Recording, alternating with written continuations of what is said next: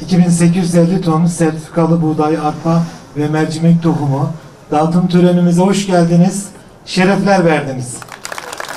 Evet, Şahinbey Belediyesi olarak 5 yıldan beri çiftçilerimize destek olmaya devam ediyoruz. Çiftçimizin özellikle buğday, arpa, mercimek, tohum ihtiyacına destek olmak amacıyla Tarım İşletmeleri Genel Müdürlüğü'nden almış olduğumuz tohumları uygun fiyata toptan alarak %50'sini de Şahinbey Belediyesi olarak biz karşılayarak çiftçilerimize köylerine kadar getiriyoruz. Şu an Kapcağız kırsal mahallemizdeyiz. Gördüğünüz gibi arka tarafta tırlarımız bekliyor. Sağ tarafında da gördüğünüz gibi traktörlerimiz bekliyor. Burada dağıtımı gerçekleştireceğiz.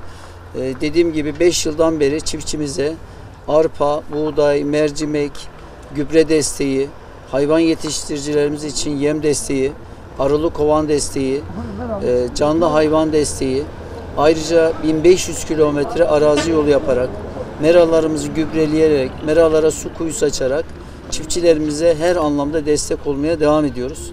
Şu ana kadar vermiş olduğumuz destek 250 milyon TL, yani eski parayla 250 trilyonu aştı.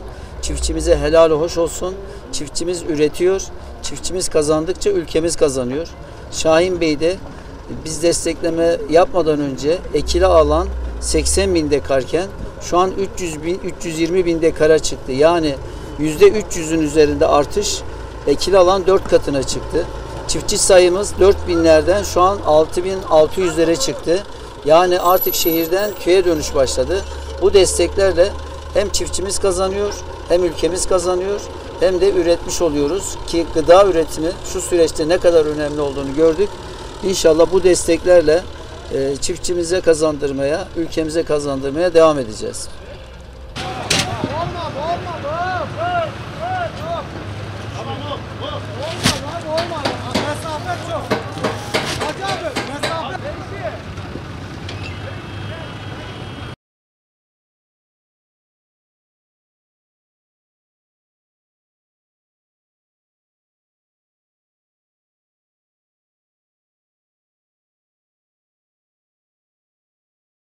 Eğer bu çiftçi bu sene mümkün değil de ekemezdi bu kuraklığın şeyinden. 1 kilo benim biderim yok.